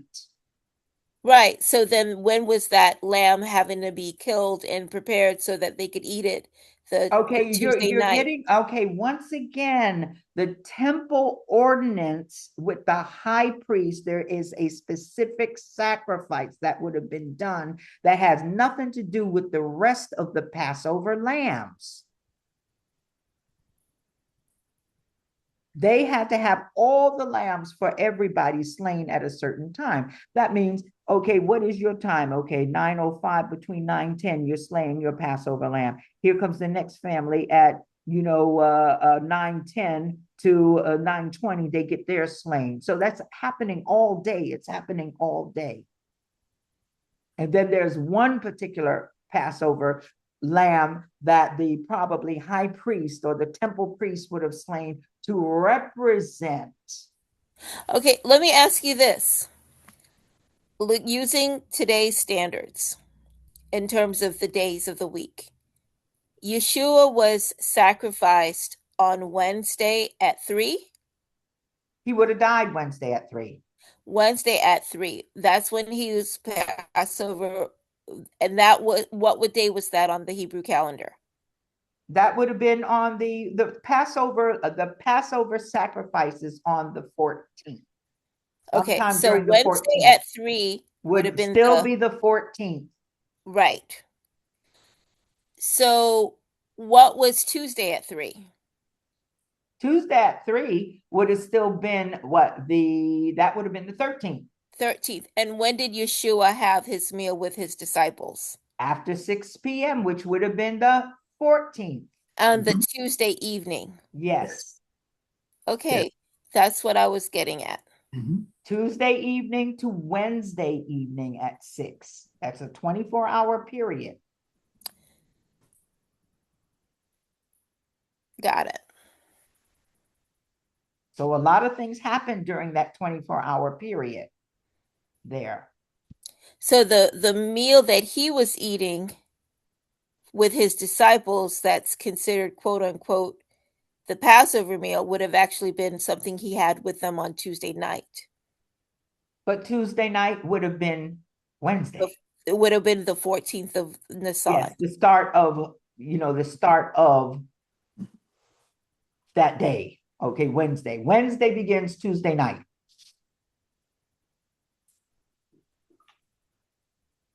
Okay. So the reason we study the Bible culturally is because, once again, so that you can see how things change. Now, also remember, the Sadducees were in charge of the temple. So you need to know, what did the Sadducees believe? Because that's how they would have run the temple, as opposed to the Pharisees believing something else. So you put all of these things together and you get this timeline also, and also for Shavuot. Why Shavuot would have been on that Sunday, as opposed to the rabbinic, which is Sivan 6, no matter what day of the week it is.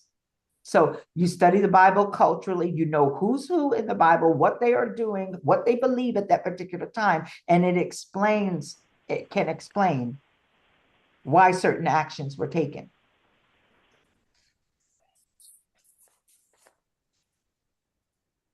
It's like in the Bible, when he talks about resurrection or something like that, and the crowd gets very angry. Why did they get angry?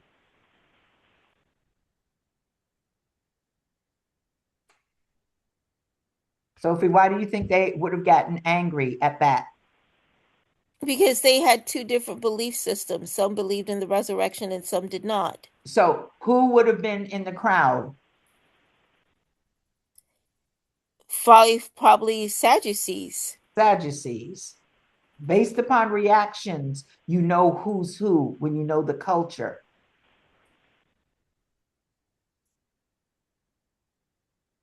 You can tell how they react. Sadducees, the Pharisees, you don't really too much see the Essenes, but the scribes.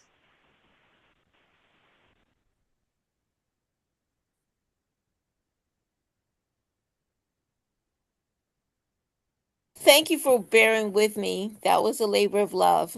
Okay, no problem. I appreciate that. I get it. I do. And I Yeah, think the conflict and the block for me was the Feast of Matzah versus the Passover. And yeah, now how we come together to look at them as one feast, but no, it's really two. So what yep. you're really looking at in that week, which is referred to as Holy Week, what you're really looking at is what was selected on the 10th day, and then the 14th day, the 15th day, and then what would have been the Shabbat, which would have been the 17th. So that's the Mhm. way that goes down. You have the 10th day of the month, you have the 14th day of the month, you have the 15th day of the month, and then you have the 17th day of the month. And those are the days where all those events took place. And God had it ordered, and it's just for us to embrace how He did it. And it's simple, like you said, just go back the 3 days and the 3 nights from the resurrection and know that He rose on Shabbat in the A- afternoon. And that's And, it. and and see, the whole thing is because we did not study the Bible the way we were supposed to study the Bible, people struggle with this. It's not a struggle. Okay, because bottom line is everything is going to imitate something that has already happened. Mhm. There was no New Testament. If he is to fulfill scriptures, I don't look at the gospels. I look at what happened over here to see, did you fulfill what was spoken over on this side? So when Yeshua says, okay, about Jonah, 3 days and 3 nights, Mm-hmm.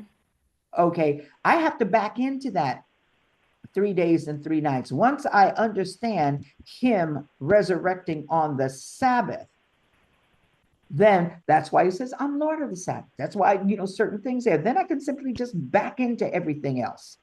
Well, I already know he fulfilled it. I already know he fulfilled it there, and how he there's did. it's, but He said himself 3 days and 3 nights, and Mm-hmm. that's why Good Friday is such a problematic philosophy of religion, because you can only get 2 nights if you even subscribe to a Sunday resurrection, which there was not one. So I don't understand how you could have generations of people subscribing to that understanding. And that was a game changer for me. It was like, that's not true. There's no way that that could be true. So if that's not true, what else isn't true? But then you have to go back to what he said. So that's why I'm so glad, because I just ignored it. I just ignored it because I believe God is true and everything else is a liar. So let me find out what his truth says, and then I can go from there. And I still had to connect, and I Mm-hmm. love the way you explain it. Just go back from the day he arose, and confirm that with what he said, and then the understanding will come with regard to the days of the week and how he viewed his Shabbats, and or his high holy day, which is the 15th, and then the 17th, because Mm-hmm. there's also a double day of preparation. So depending on when these days fall, because if there's uh like, let's say if the 15th is on a Friday, and then you have the 14th for your preparation, you got to do double preparation, because you can't do anything on the 15th and you can't do anything on the 16th. So that's a really tight week when the 15th falls on a Friday. Right. So but it didn't. In this case, it fell on a Thursday. It Mm-hmm. started on Wednesday evening before. And that is how you get your 3 days and 3 nights. And God's word speaks to itself. So you just go back like you did tonight with the calendar and showed all these things at this time. So right now we are actually in the 16th of Nisan. And so this is a very, I guess, it's going to be quote unquote Good Friday, but we need to be looking at, okay, what you going to do now, God? Well, What reversal? What reversals, and what goes on? What can we look for? What are we looking for on this day? see, when I came out the church, what made this easy for me, Sophie, is that I knew I had what I was taught was wrong. So I just put that aside. If I know it's wrong, I'm not going to try to prove whether it's right or wrong. I already know it's wrong. I already know it's wrong. So why I just put that aside because it was wrong. So then once again, in looking how to study and based upon what Yeshua said and based upon what he did, what I had to do was then, as I found this to be true, all right, I fully believed. I said, God, I'm coming out, I'm putting it all down. I'm putting it all down. You show me what to pick up. The only thing that I kept was the fact that I believe there is only one God. And then in studying the Bible culturally and historically, I'm not trying to prove anything about Good Friday. I could care less about Good Friday. Good Friday is wrong. So I'm not going to try to convince anybody about Good Friday because we know how these things came about. These things came about through changes based upon Constantine. And this is why I say, when I give articles out, especially that one with the Easter controversy, there's no controversy. You see why, you see when, you see who, okay? And you have a decision to make at that point. This is not God. God did not do this. So you have a decision. Are you going to do it God's way or are you going to follow man's way? You see, and that's the whole thing. People want to try to fit certain things into, schmooze it into, and try to massage it. No, I don't do that. If it's wrong, it's wrong. And this is why. Let me show you historically, okay, why this is wrong. Now, it may be your tradition and you can follow the traditions of man. But since people don't answer to me, we have this thing that we think we have to defend God. God is God all by himself. Okay, if God needs me to defend him, that's an awfully small God. Okay, so all we do is that if we had done this the way we were supposed to, the church was never supposed to leave the Torah. The first church for hundreds of years, we saw in history, followed the Torah, the feast days, okay, and the Sabbath. So it was never God's intention that we ever stray away from the Torah. That's something man did. And For that, political ends, for political ends. but it was about political power. You're right. You know, politics and power. That's the reason why the change was made. So So people are who we want, there yet? Are we oh there yeah, yet? we've been there for thousands of years. And the the Yeah. problem is that people are so steeped in their tradition that they don't want to change. Because if they change, they will lose everything. Not understanding Yeshua said, hey, you want to follow me? You're going to lose everything. But most people are not. They're more concerned with a friendship here or a friendship there. If to be your friend, I have to negate everything that I know in the Bible is true, then that's really not a friend. But then again, I don't go around, I don't want to say witnessing verbally to people, because the minute you open your mouth, 9 times out of 10, you're wrong. You lose them. Yeah, and Pastor, you don't even have to try to preach to them. If you just tell them what you're doing. I told a pastor friend of mine that, oh, today's is, the Sabbath. I'm resting, and he was like, oh, so what are you now, Jehovah Wit? Yeah. 7-Day Adventist? It's like, why? I'm like, do you believe God and the Ten Commandments? Yeah, but it's like, so what about the fourth? You know, oh, but that was intended for Jewish people. And it's just like an uphill battle all the time. Well, you know how you counteract that? When they ask me what I am, this is why I give you the scriptures, Luke 24, 44 and 45, and Acts chapter 15. Why am I doing this? Because James, the brother of Yeshua in the first church, said that the Gentiles would be in the synagogue on the Sabbath day where Moses is read. That's why.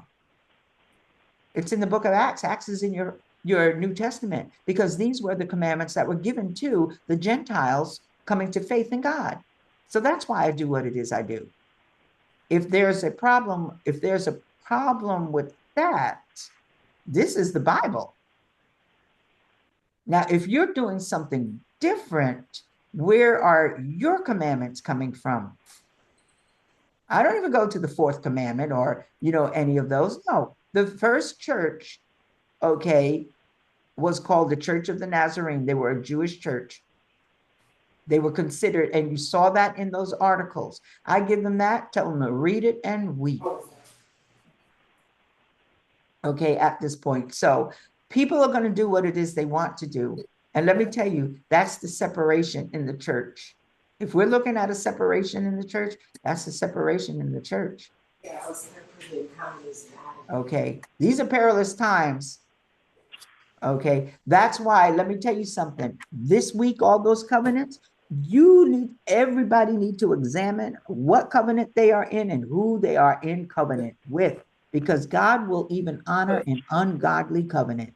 He honors an ungodly covenant, one that is against his will. He will honor it if you break it. Look at the Gibeonites. When Saul killed those Gibeonites, he put a drought upon the whole land. So that's why you look at things historically also. And my witness is when I saw this, I studied the Bible, biblically, scripturally, culturally, and historically. And when I was looking up these things historically, and I found this, oh my God, that means this first church, look, these are people here, these are Gentiles who say that, and this is 200 AD, maybe 170 years after Yeshua and all the disciples were dead by that time, that they were still following the Passover and the Sabbath. So when did this thing change? I don't understand. Why aren't we doing that? If for the first 200 years of the church, believers in Jesus Christ were doing this, why aren't we doing it? And that's what I asked those pastors. Why aren't we doing it? If that's what they were doing for the first 200 years, if that was what Paul was doing and Paul was teaching, and historically, this is what was being done, this is in the historical records, then why aren't we doing that today? And there's no answer, because men want to follow men.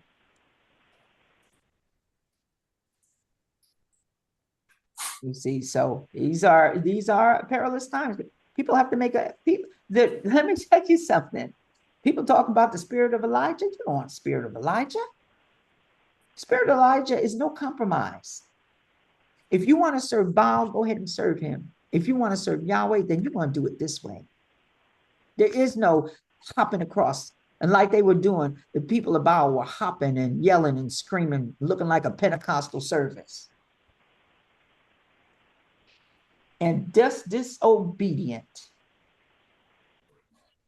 So spirit of Elijah is no joke. Spirit of Elijah restores you to Torah. That's it. They want the spirit of Elijah. Elijah restores a nation that has been in idolatry to the Torah. So if any prophet comes and they are not speaking Torah, they're a false prophet.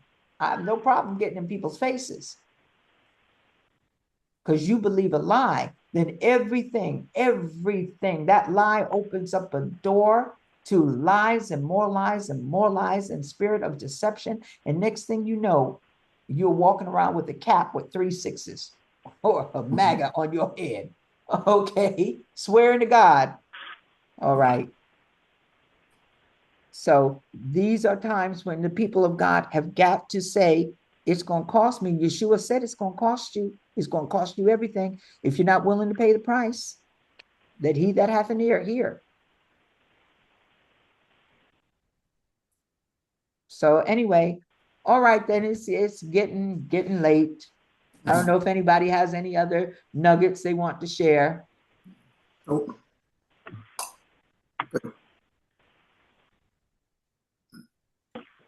Rich, did you Go have? ahead.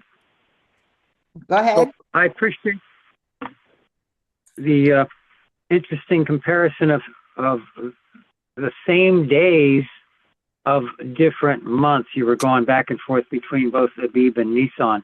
Usually we're looking at the same day of a month in different years, sometimes hundreds of thousands of years apart. Mm-hmm. but looking at, and you did that also, but you were comparing day by day, specifically of 2 months, transitioning, over many years. I thought that was interesting. Also, your comment about accepting the name Israel changes our walk, our promises or covenant, and our destiny. The comments both from Sophie and then especially Judge Wendy's, their questions and nuggets are always great. It's hearing people that are coming in new may have different questions than I did when I first came into it, and hearing your perspective, Pastor, on I was always a little bit troubled, but not too guilty about eating leftover lamb 2 or 3 days later, and you smacked that nail, because a lamb that we're eating, if we happen to have lamb on a Seder, certainly was not used as a sacrifice. We don't know the condition of it, and so we're not under that law with no priest or temple, So I just appreciate the whole lesson. Thank you very much. Mm-hmm. Mm-hmm. And the prohibitions for that are, based upon sacrifices that are offered up to Yahweh in the temple by a priest. Okay, and the only altar he is concerned with is one in Jerusalem, not one we choose to make. Exactly. And don't forget, Good Friday is still good. It's because we get twice the manna. Right. So if we're ever disoriented in tribulation, out in the wilderness, and we find one day we get twice the manna, we'll know that the next day is Shabbat. Uh-huh.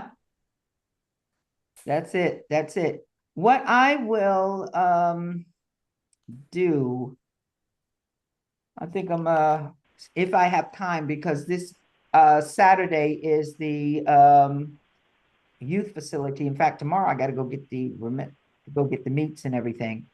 I'm going to look up some things. I might be able to explain a couple of things more to you. Plus the article. Oh, I haven't sent it out yet. Please forgive me. Okay, the article that I'm sending from Torah.com. Okay, that's part of what I'm going to go over also. So you'll have that as a reference. So, and Ed, we want to pray traveling mercies for you, okay, for Sunday and everything for your family. Is your daughter going with you? Yes. Okay. Yes, yeah. Okay, it was good to see her. I hope she enjoyed. She enjoyed the Passover? Well, she corrected me that was not her first Passover. She was right. She went to a Passover years ago when she was younger, but she remembered that, and I didn't remember it. So, yes, she enjoyed it. Yeah, well, it was good to see her. Okay, good to see her and everything. All right, everyone. Well, may Yahweh bless you and keep you. May Yahweh make his face shine upon you and be gracious to you. May Yahweh lift up his countenance upon you and give you his shalom. In the name of Yeshua HaMashiach, shalom, shalom. All right, see you on Shabbat. And Rich, are you coming to the facility? Planning on it, yes. Okay, good. All right, we'll see you on Shabbat then. Hey. Thank you. Good night, everyone. Shalom, shalom.